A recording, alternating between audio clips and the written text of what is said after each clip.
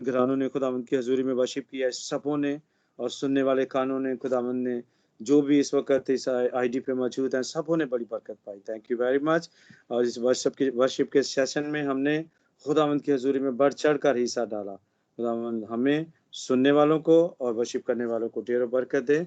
मेरी दरख्वास्त होगी, हमारे साथ सूरत भाई आप मौजूद हैं, आप तमाम वर्शिपर्स के लिए दुआ में रहनुमाई करें और खुदावंद की हज़ूरी में आज खुदावंद के ज़िंदा पाक कलाम को सिस्टर रुखसाना हमारे साथ मौजूद हैं, वो खुदावंद के कलाम को हमारे साथ शेयर करेंगी, उनके लिए भी दुआ करें कि खुदावंद का पहरा हम पर ठहरा रहे और हम खुदावंद के कलाम को रिसीव करें। जी सूरत भाई। जी ब्रदर जी, मैंने बरकत पाई है और हमारे बीच में पास्टर निथानियल गुलजार हैं, सिस्टर मलिहा हैं, आप उनको मौका दीजिए please. Okay, thank you very much. जी सिस्टर मलिहा हमारे साथ मौजूद हैं, मैं चाहूँगा कि आप दुआ में रहनुमाई करें। कुछ नाम मेरे पास शो नहीं होते, इस वजह से मुझे मुश्किल है। जी आई एम भाई, सो कोई सॉरी। बात नहीं। सिस्टर मलिहा, आप हमारी आवाज सुन रहे हो? मैं सुन रही हूँ भाई, मैं प्रे करती हूँ। Praise the Lord. Sister Rukhsana ने मैसेज देना। जी sister ji, God bless you, खुदावंद आपको बरकत दे। Thank you brother. मसीह यीशु में आप सबकी सलामती हो। आए हम दुआ करें। ऐ प्यारे जिंदा आसमानी बाप खुदावन जी, हम तेरे पास आते तेरा शुक्र करते हैं खुदावन, जिंदगी और जिंदगी की तमाम तर नेमतों के लिए खुदावन जी, तेरी पाक हजूरी के लिए तेरा शुक्र करते हैं खुदावन कि तू हर लम्हा हर घड़ी हमारे दरमियान मौजूद होता है खुदावन। तेरा शुक्र करते हैं तमाम परस्तारों के लिए जिन्होंने तेरी पाक हजूरी में खुदावंत अपने होंठों का नजराना दिया है खुदावंत, तेरे नाम को प्रेस किया है, तेरी परस्तिश की है खुदावंत जी। तो सबको बरकत देना, सबके दिल की मुरादों को पूरा करना पाक खुदा, हमेशा संभाल के रखना खुदावंत जी। इसी तरह तेरी पाक हजूरी में गाते बजाते रहें और तेरे नाम को प्रेस करते रहें खुदावंत। तेरा शुक्र करते हैं आज खुदावंत जी, जबकि हम एक बार फिर खुदावंत तेरी पाक हजूरी में सब जमा है ताकि तेरी जिंदा पाक आवाज को सुन सकें खुदावंद। तो हम सबको कसरत की बरकत बख्शना खुदावंद। आज का कलाम जो तेरी बेटी सिस्टर रुखसाना के वसीले से हम सुनने को है खुदावंद, अपनी बेटी को खुदावंद जी तू कसरत से इस्तेमाल करना। सर से पांव तक खुदावंद तेरे लहू में कवर करते हैं, तेरे पाखरू का पहरा मांगते हैं खुदावंद। सारी आबो हवा, सारी फिजा को, सारे नेटवर्क को खुदावंद जी तेरे हाथों में दे देते हैं खुदावंद जी। और जब तक तेरी बेटी बोलती रहे, तेरा पाखरू की मदद रहनुमाई करे, अल्फाजों की तरतीब देना खुदावंद। एक एक अल्फाज खुदावंद आज हमारी ज़िंदगी में कसरत से काम करे खुदावंद, हमारी ज़िंदगियों को इस कलाम के वसीले से खुदावंद फ्रूटफुल बनाना। मैं तेरा शुक्र करती हूँ खुदावंद, और एक बार फिर तेरे पाक रूह को वेलकम करते हैं ताकि वो हमारी मदद करे तेरे कलाम की गहरी और मीठी बातों को समझने में खुदावंद। तेरा शुक्र करते हैं, यही सब कुछ मांगते पा लेते तेरे मीठे जलाली यीशु मसीह नासरी के नाम में, आमीन। Thank you. आमीन आमीन। थैंक यू सिस्टर, खुदावंद आपको बरकत दे और खुदावंद इसी तरह अपने जलाल में आपको अपनी बरकत रिसीव करने का मौका दे ताकि आप बढ़ चढ़ कर खुदावंद की हजूरी में अपने आप को इस्तेमाल व खर्च करें और खुदावंद आपके साथ हो। Thank you very much sister ji. आइए प्यारे बहनों और भाइयों, अभी वक्त हुआ चाहता है कि खुदावंद की जिंदा पाक कलाम को सुना जाए, खुदावंद की मीठी बातों को सुना जाए और हम सब आज अपने सारे काम को कुछ टाइम के लिए छोड़ें और अपने काम को अपने थोड़ी देर के लिए साइड पे करें और कलाम के लिए अपने आप को तैयार करें और अपने बाइबल मुकद्दस को, कॉपी पेंसिल को अपने हाथ में रखें ताकि जो हथियार खुदावंद ने हमें बख्शा है वो हर वक्त हमारे साथ रहना चाहिए। तो अभी हम बड़े इज्जत और एहतराम के साथ खुदावंद की खादमा को, खुदावंद की बेटी को, सिस्टर रुखसाना को वेलकम करेंगे और दरख्वास्त करेंगे कि आइए सिस्टर जी अपने माइक को अनम्यूट कीजिए और जो आज खुदावंद ने जिंदा पाक कलाम आपको सौंपा है हमारे लिए, ताकि हम सुने और खुदावंद से बरकत पाएं। हम सब अपने आप को तैयार करते हैं और कलाम को रिसीव करें और खुदावंद के नाम को जलाल दें। जी वेलकम सिस्टर रुखसाना, खुदावंद आपको बरकत दे। अपने माइक को अनम्यूट कीजिए। Welcome, thank you very much. खुदावंद यीशु मसीह के बाबरकत जलाली और कुदरत वाले नाम में खुदावंद के तमाम बरकसीदों की खिदमत में मेरी तरफ से, मेरे घराने की तरफ से आप सबकी सलामती हो और वो सलामती का शहजादा हमेशा आप सबके साथ साथ रहे, आमीन। मैं खुदावंद की सबसे पहले शुक्रगुजार हूँ और खुदावंद के नाम को इज्जत और जलाल देती हुई बाप बेटे रूह कुदस को मैं वेलकम कहती हूँ। और मैं शुक्रगुजार हूँ खुदावंद के सूरमा के लिए, पास्टर लतीफ़ जॉन साहब के लिए, जो कि हम न चीज़ों को अपने जलाल के, खुदावंद के जलाल के लिए इस्तेमाल करने के लिए हमेशा मौका देते हैं। खुदावंद अपने बंदा को बड़ी बरकत दे। मैं शुक्रगुजार हूँ तमाम प्रस्तारों के लिए जिन्होंने बड़ी खूबसूरती के साथ खुदावंद की प्रस्तश की है और हम सब ने बहुत बरकत पाई है। मैंने दुआओं के वसीला से भी बड़ी बरकत पाई है। आए मेरे अजीजों, हम आज के कलाम की तरफ बढ़ते हैं कि आज खुदावंद हमसे क्या फरमाते हैं और हमसे क्या वो चाहते हैं। आमीन। मेरे अजीजों, आज जो मेरा टॉपिक है वो है चुनाव, बुलाहट और कॉलिंग। हम सब जानते हैं कि हम सब जो इस जमीन पर आए हुए हैं तो हमारा क्या असाइनमेंट है और हमें क्या करना है, क्योंकि हम सब जानते हैं कि जिसको हम फॉलो कर रहे हैं वो हमारा हीरो जो है वो यीशु मसीह है। और वो भी जब इस दुनिया में आए और अपने बाप की मर्जी के मुताबिक उन्होंने इस दुनिया में रहते हुए सारे अपने जिस्मानी सफर को कंप्लीट किया। और जब वो इस दुनिया में थे तो उन्होंने अपने लिए शागिर्दों का चुनाव किया था। और जब शागिर्दों का चुनाव किया था तो उनको क्या उन्होंने हुक्म दिया था, और वो क्या हुक्म उन्हीं के लिए था कि आज यहाँ मेरे और आपके लिए भी है। हालेलुया। सो मेरे अजीजों, आप मेरे साथ मिलकर खुदावंद के मुकद्दस कलाम को निकाल सकते हैं। यूहन्ना की अंजील उसका 15 बाब और उसकी 16 आयत, क्योंकि आज की जो हमारी मरकजी आयत है यूहन्ना की अंजील उसका 15 बाब और उसकी 16 आयत। खुदावंद के कलाम में यूं लिखा है, तुमने मुझे नहीं चुना बल्कि मैंने तुम्हें चुन लिया और तुमको मुकर्रर किया कि जाकर फल लाओ और तुम्हारा फल कायम रहे, ताकि मेरे नाम से जो कुछ बाप से मांगो वो तुमको दे। हालेलुया। हम खुदावंद का शुक्र अदा करते हैं, खुदावंद जो अपने वादों का सच्चा जिंदा खुदा है। यहाँ पर हमने देखा है कि खुदावंद यीशु मसीह ने अपने लिए शागिर्दों का क्या किया है, इंतखाब किया है। और जब उन्होंने शागिर्दों का इंतखाब किया तो उनको क्या कहा था। मत्ती रसूल की अंजील उसका 28 बाब और उसकी आखिरी आयत में आप लोग सब जानते हैं कि वहां पर बड़ी खूबसूरत आयत लिखी है कि बस तुम जाकर सब कौमों को क्या करो, शागिर्द बनाओ और उनको बाप, बेटे और रूह कुदस के नाम से क्या करो, बपतिस्मा दो। और देखो मैं दुनिया के आखिर तक हमेशा तुम्हारे साथ हूं। आमीन। सो वो किन के साथ रहता है ये भी हम सब जानते हैं। सो मेरे अजीजों, यहाँ पर खुदावंद ने लिखा है कि तुमने मुझे नहीं चुना बल्कि मैंने तुम्हें चुना है। मेरे अजीजों, क्या हमारे पास कोई लियाकत है कि हम उस बादशाह को चुन सके?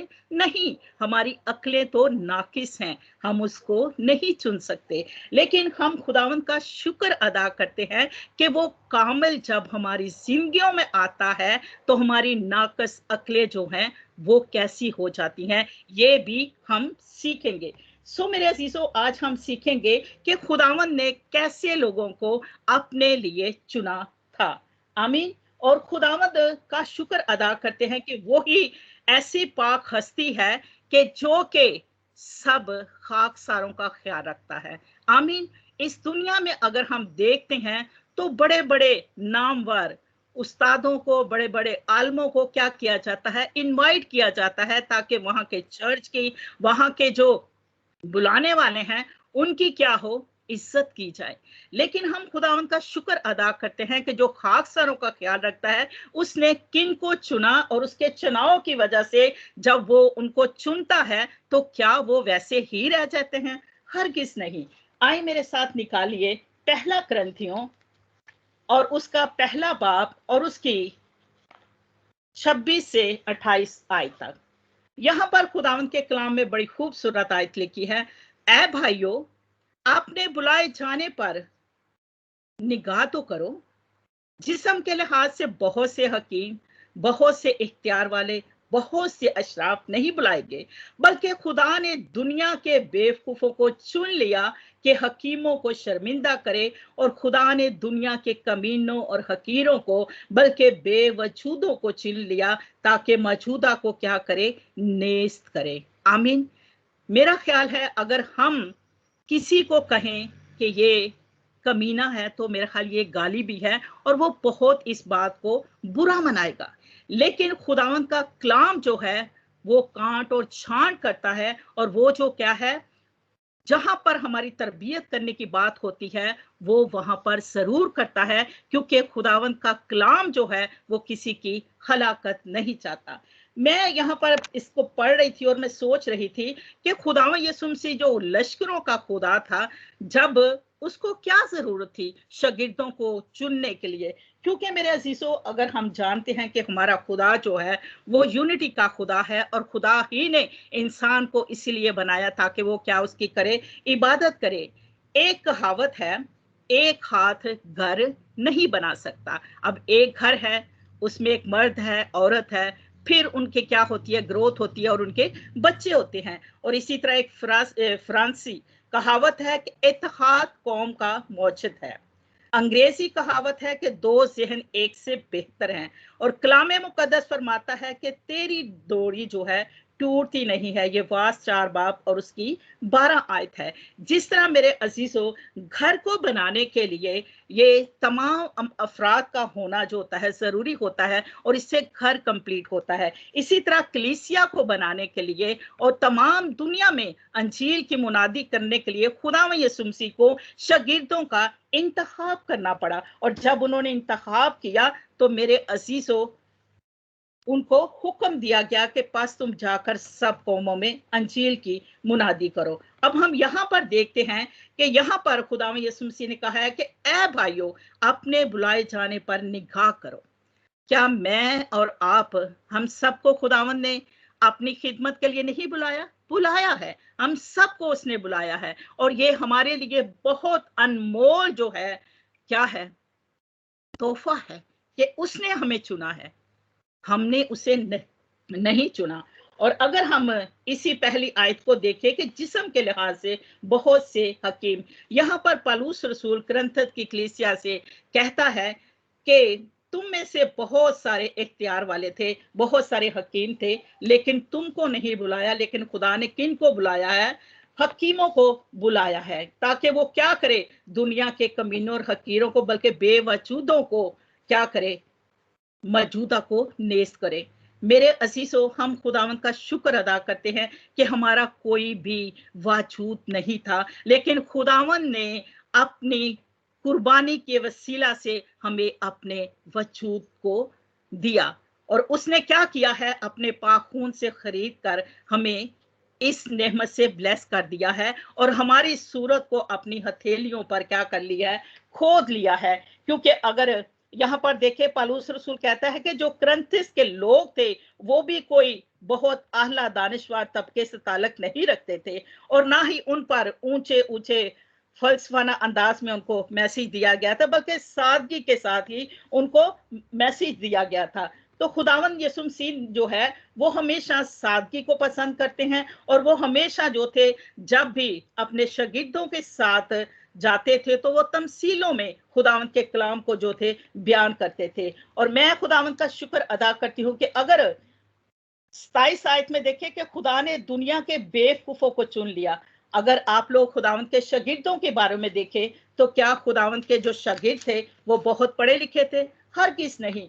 खुदावंद के शागिर्दों में से कोई भी पढ़ा लिखा नहीं था, बल्कि वो क्या करते थे, मछेरे थे, वो मछलियां पकड़ते थे। तो मेरे अजीजों, जब खुदावंद यीशु मसीह ने उनको चुना तो क्या वो मछेरे रहे? हरगिज़ नहीं, वो मछेरे नहीं रहे, बल्कि माहिरगीर बन गए। और जब वो माहिरगीर बन गए तो उन्होंने क्या किया, खुदावंद के कलाम का प्रचार करना शुरू कर दिया। जहां कहीं उनको मौका मिलता था वो जाते थे और खुदावंद के कलाम का प्रचार करते थे। अगर आजकल की दुनिया में देखा जाए तो कोई भी दूसरी चर्चिस में जाकर खुदावंद के नाम को इतना मैसेज देना और या खुदावंद की खिदमत करना पसंद नहीं करता। वो सिर्फ क्या करते हैं कि हम क्या करें, अपने ही चर्चों में खिदमत करेंगे। लेकिन मेरे अजीजों, अगर हम यहाँ पर देखें तो खुदावंद ने कहा है कि तमाम दुनिया में जाकर इस अंजील का क्या करो, प्रचार करो। और हम खुदावंद का शुक्र अदा करते हैं कि जो यूहन्ना बपतिस्मा देने वाला था वो भी कहाँ रहता था?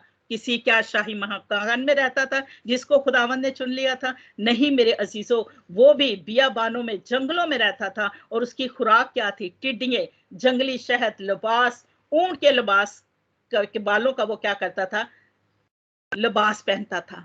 और ये खुदावंद का शुक्र है कि जब खुदावंद ने उसको अपने जलाल के लिए चुना था और वो खुदावन से पहले ही इस दुनिया में था और उसी को ये शर्फ मिला था कि वो खुदावन यीशु मसीह को क्या करे, बपतिस्मा दे। और उसने खुदावन यीशु मसीह को बपतिस्मा दिया था, ये उसकी सादगी थी। और आज अगर हमारी जिंदगियों में भी ये सादगी होगी तो खुदावन हम पर भी क्या करेगा, अपने कुदरत के वसीला से अपने जलाल को जाहिर करने के लिए जब उसने हमें बेवजूदों को अपना वजूद दे दिया है, तो हमें जो बिल्कुल हकीर थे, जिनको दुनिया बिल्कुल हकीर समझती थी, जिनके पास अकल नहीं थी, उसने अपनी अकल से हमें क्या कर दिया है, रोशनास कर दिया है। और हमें क्या पहचान दे दी है कि हम अब नेक व बद की पहचान कर सकते हैं। हमें इस कलाम के वसीला से रोशनास कर दिया है। सो मेरे अजीजों, हम खुदावंद का शुक्र अदा करते हैं कि खुदावंद ने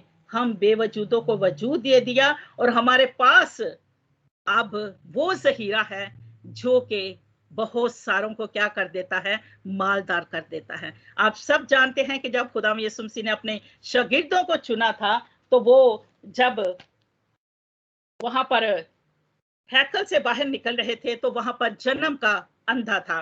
तो उसको क्या किया था खुदा यीशु मसीह के शागिर्दों ने, उसने इसी आस पे उनके आगे क्या किया था, हाथ किया था कि ताकि वो हमें क्या करे, वो भीख मांगता था। तो लेकिन उसने कहा कि सोना चांदी तो हमारे पास है नहीं, मगर जो हमारे पास है वो हम क्या करते हैं, तुझे दिए देते हैं कि यीशु मसीह के नाम से उठ और चल फिर। सो मेरे अजीजों, खुदावन का शुक्र अदा करते हैं कि जब हमें खुदावन चुन लेता है, हम उसके बेटियां बेटे बन जाते हैं, उसके शागिर्द बन जाते हैं, तो फिर हमारे पास खुदावन का कलाम हमारी अक्लों को रोशन कर देता है और हमें जहां कहीं भी खुदावन चाहता है हमें वहां पर जाना चाहिए। सो जो खुदावन के बेटियां और बेटे होते हैं तो उनके लिए क्या होता है, सबसे पहले कि एक जो अच्छा लीडर है उसके अंदर कैसी क्वालिटी का होना बहुत ही जरूरी होता है। अगर आप लोग मेरे साथ देखें पहला कुरिन्थियों 9 बाब और उसकी 27 आयत, वहां पर पौलुस रसूल कहता है कि बल्कि मैं अपने बदन को मारता कूटता और उसे काबू में रखता हूं, ऐसा ना हो कि औरों में मुनादी करके आप ना मकबूल ठहरूं। एक जो लीडर है उसका क्या काम होता है, उस लीडर का काम है कि अपने आप को जो है वो मारे। आप मैं जानते हैं कि खुदावंद जो हमारा खुदा है वो डिसिप्लिन का खुदा है। तो हमें क्या करना है, अपने बदन को डिसिप्लिन में रखना है, उसे काबू में रखना है, ताकि हम औरों में मुनादी करके ना मकबूल ना ठहरे। और सबसे जो अहम है एक लीडर की, वो है ज़ब्ते नफ्स पर, यानी पर उस पर काबू रखना, परहेजगारी का होना बहुत जरूरी है। और इसलिए एक लीडर को और जो बेटी और बेटा खुदावंद की खिदमत करता है उसको क्या करना है, अपने आप पर काबू रखने के लिए मशक करते रहना है, ताकि जब वो दूसरे लोगों में जाकर इस खिदमत को करता है तो लोग क्या करें, उसकी खिदमत को नामकबूल ना करें। क्योंकि मेरे अजीजों, अगर मैं मैसेज देती हूँ या आप देते हैं या कोई भी खुदावंद का बेटी और बेटा खुदावंद के कलाम का प्रचार करता है, तो हम पे ये पहले लागू होता है कि क्या वाकई वो कलाम हमारी जिंदगियों में खुद हम उस पर अमल कर रहे हैं। अगर हम शरीयत में देखते हैं तो वहां पर तो ये था कि जब किसी के साथ ज़ना किया जाता है तो तभी जो है वो ज़ना कहलाता है। लेकिन अगर हम नए अहदनामा में देखें तो वहां पर क्या है, वहां पर यह है कि अगर तू किसी को बुरी नजर से देख ही लेता है तो क्या हो जाता है, ज़ना हो जाता है।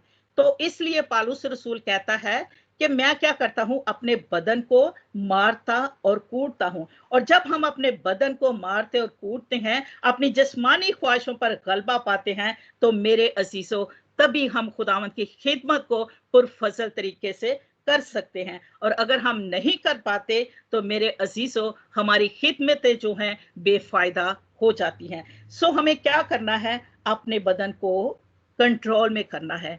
जिस तरह दाऊद कहता है कि मैंने तेरे कलाम को अपने दिल में रखा ताकि उसके खिलाफ कोई भी गुनाह ना करूं। सो जब हम गुनाह नहीं करेंगे तो तभी हमारी खिदमतें जो हैं वो पुरफजल बनेगी।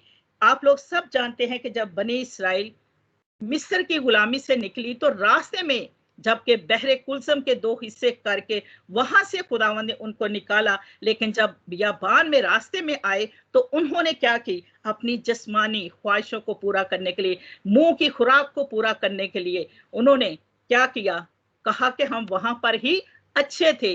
तो क्या हुआ था, क्या वो खुदा की चुनी हुई कौम नहीं थी? वो भी खुदा की चुनी हुई कौम थी, लेकिन उन्होंने अपनी जुबान को काबू में ना रखा, अपनी ख्वाहिश को काबू में ना रखा, और वो क्या हो गई, अपनी ख्वाहिशों में पढ़कर, अपनी ऐशो इशरत पर पढ़कर खुदावंद उनसे क्या हो गया था, नाराज हो गया था, क्योंकि उन्होंने अपने लिए बुत भी बना लिए थे। मैं खुदावंद का शुक्र अदा करती हूँ कि अगर एक अच्छा जो लीडर है, अगर वो चाहता है कि मेरी खिदमत पुरफसर हो और कोई भी भेड़ जो है वो हलाक ना हो, वो दोबारा से भटक ना जाए, तो वो क्या करता है, पहले अपने आप को डिसिप्लिन में करता है, ताकि उसकी मुनादी जो है वो औरों में ना मकबूल ना हो। आमीन। हम खुदावंद का शुक्र अदा करते हैं कि जो हमें इन तमाम बातों के लिए हर वक्त अपने कलाम से रोशनास करवाता है। मेरे अजीजों, हम खुदावंद के कलाम में से आगे बढ़ते हुए सीखेंगे कि जब खुदावंद ने इन अपने शागिर्दों को चुना, और जिनके पास कोई भी ऐसा हथियार नहीं था, कोई भी ऐसा इंस्ट्रूमेंट नहीं था जिसको वो इस्तेमाल करके, जैसे अगर आजकल देखें तो बहुत सारे जो खुदावंद के प्रस्तार हैं उनके पास बहुत सारे इंस्ट्रूमेंट होते हैं जिनको वो इस्तेमाल करते हैं। अगर हम दाऊद की मिसाल को देखें तो दाऊद क्या करता था, वो भेड़ बकरियां चराता था, लेकिन क्या करता था, खुदावंद की प्रस्तश करता था, और खुदावंद के दिल के मुआफिक उसे क्या था, मिल गया था। और जब भी वो बकरियां चुराने के लिए जाता था तो खुदावंद की वो प्रस्तश करता रहता था। और जब हम खुदावंद की प्रस्तश करते रहते हैं तो खुदावंद के साथ हमारा हर वक्त कनेक्शन होता है। तो मेरे अजीज हो, फिर क्या होता है, खुदावंद की मामूरी हम पर होती है। तो दाऊद जब भी जाता था जंगलों में तो कोई शेर आ जाता था तो वो अपने हाथ से उनको क्या कर देता था, मार देता था। और वो हमेशा किस में रहता था, खुदा के साथ जुड़ा रहता था। और जब हम खुदा के साथ जुड़े रहते हैं तो उसकी मामूरी हमारे साथ होती है, तो हम जोर पा जाते हैं। हम फिर वो कमजोर नहीं रह जाते, हम फिर वो बेवजूद नहीं रह जाते, बल्कि हमारे वजूद जो है उसके साथ रहने की वजह से कंप्लीट हो जाते हैं। वो बेवजूद नहीं रह जाते, और फिर हम कमजोर नहीं रह जाते, हम जोरावर बन जाते हैं। इसी तरह जो दाऊद था वो भी जोरावर बन गया था। और वो देखिए उसने इस्तेमाल क्या किया था, सिर्फ नाले से उसने 5 वो लिए थे चिकने पत्थर, और 5 का अदद आप सब जानते हैं कि वो फजल का अदद है। और जिस पे खुदावंद का फजल होता है तो मेरे अजीजों, तो क्या फिर वो कमजोर रह सकता है? हरगिज़ नहीं। और फिर इसी तरह अगर हम देखें कि खुदा ने जब यरू की दीवार को, अगर आप यशायाह 6 बाब पढ़ें तो वहां पर उस दीवार को गिराने के लिए क्या इस्तेमाल किया गया था?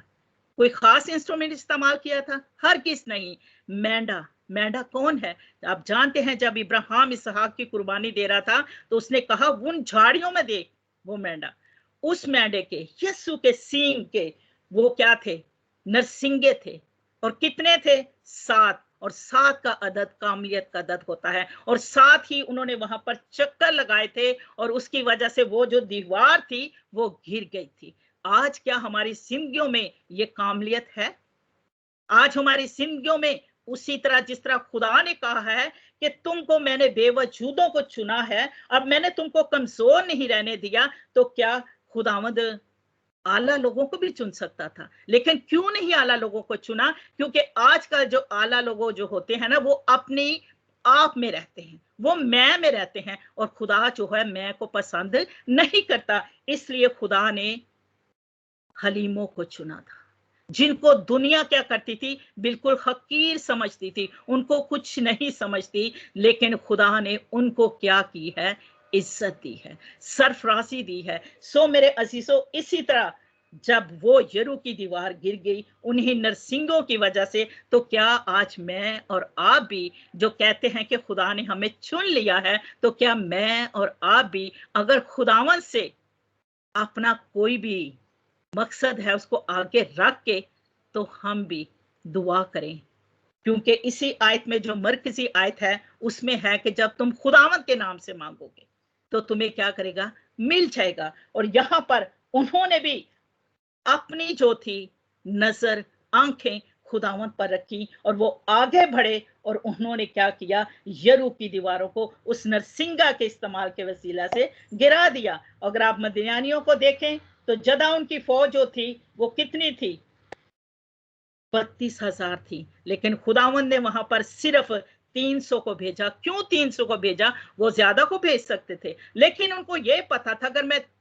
32,000 को भेजूंगा तो इनको यही होगा कि इन्हीं के वसीला इन्होंने क्या की है, फतह को हासिल किया है। नहीं मेरे अजीजों, अगर हमारी जिंदगियों में कोई भी ब्लेसिंग है तो वहीं पर ही मेरी और आपकी जिंदगी में मैं आ जाएगी और हम कहेंगे कि हमारे ही वसीला से मौजज़ात होते हैं, हमारी दुआओं से ये ऐसा होता है। अगर हम अपने आप को पब्लिक सिटी में लेकर आएंगे तो खुदावंद को पीछे करेंगे तो हमारी जिंदगियों में कोई काम नहीं होगा।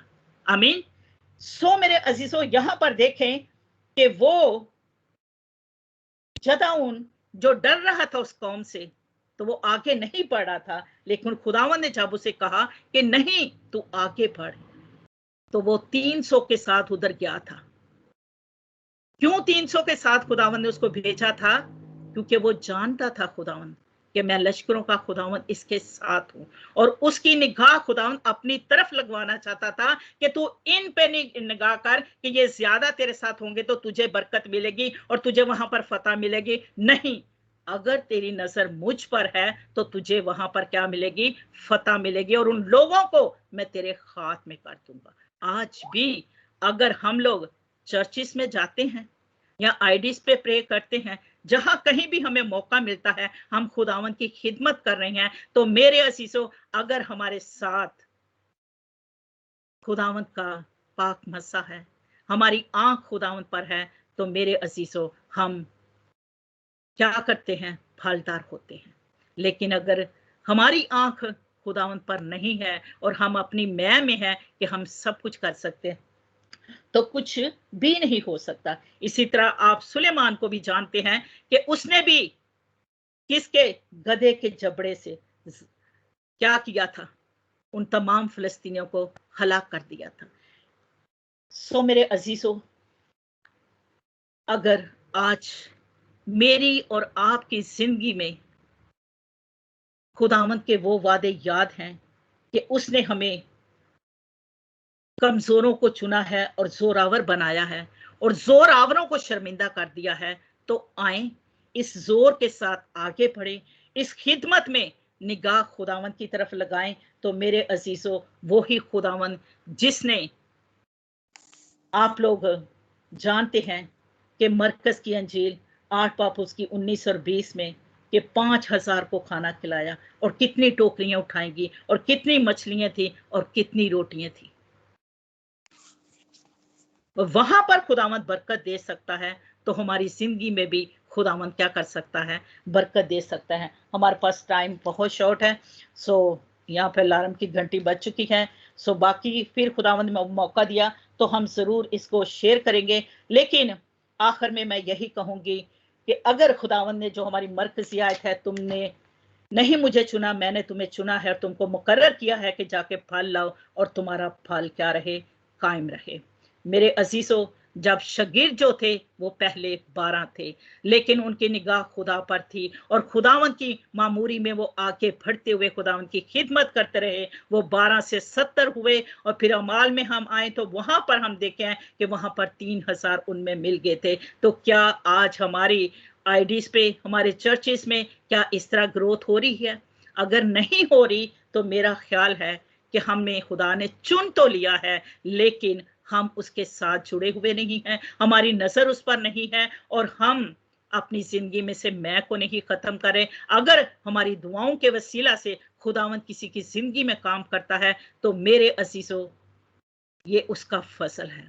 आप उसको ऑनर करें, ना कि हम अपने आप को ऑनर करें। अगर हम उसको करेंगे तो हमारा फल कादावर होते जाएंगे और हमारा फल क्या रहेगा, कायम रहेगा। और फिर हम उसके नाम से, जिस तरह खुदावंद यीशु मसीह ने कहा कि मेरे नाम से बाप से मांगोगे। हन्ना ने जब खुदावंद से उसके नाम से मांगा तो उसको सैमुअल मिला। एलिया ने जब दुआ की तो 3.5 महीने जो था वो मींह नहीं बरसा था। तो क्या आज मैं और आप दुआ करेंगे तो क्या हमारी दुआओं के वसीला से क्या होगा? सब कुछ हो सकता है, लेकिन हर काम का एक वक्त है। खुदावंद हमें सब्र करने की तौफीक दे। आज मैं जब भाई परवेज की टेस्टमनी को सुन रही थी तो कितने साल उन्होंने भी वहां पर इतनी तकलीफ में रहे हैं, लेकिन खुदावंद का शुक्र है कि उन्होंने हिम्मत नहीं हारी। और उनकी निगाह कहां थी? उनकी निगाह खुदावंद पे थी। वो जानता था मैं कमजोर हूं, लेकिन खुदावंद ने मुझे चुना हुआ है और मेरी कमजोरी उसकी शायद जोरी में तब्दील हो गई है जब उसने मुझे अपना वजूद दे दिया है, जब उसने मुझे हलाकत से बचा लिया है और उसने मुझे कहा है कि तू क्या कर, मैंने तुझे चुना है, अपनी निगाह मुझ पर रख।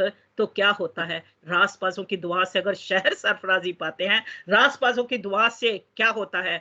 बीमार बच जाते हैं। तो मेरे अजीजों, आज मैं और आप भी अगर उसी तरह खुदावंद के साथ जुड़कर अपने आप को कहें कि खुदावंद मैं अगर अकेली हूं, अकेला हूं तो मैं कुछ भी नहीं हूं, लेकिन अगर मैं हूं तो तुझ में जोरावर हूं। जब मुझे चुना है अपनी खिदमत के लिए तो मुझे जिस तरह इसराइल की रहनुमाई की, मेरी भी रहनुमाई कर, और मैं तेरी खिदमत को हमेशा इसी तरह करती रहूं जिस तरह तू चाहता है।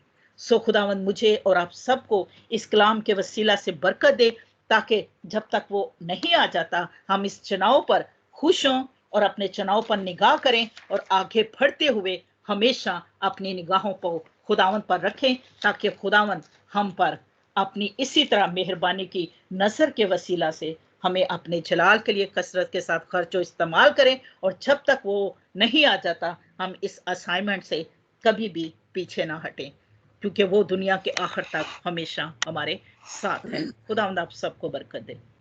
सॉरी भाई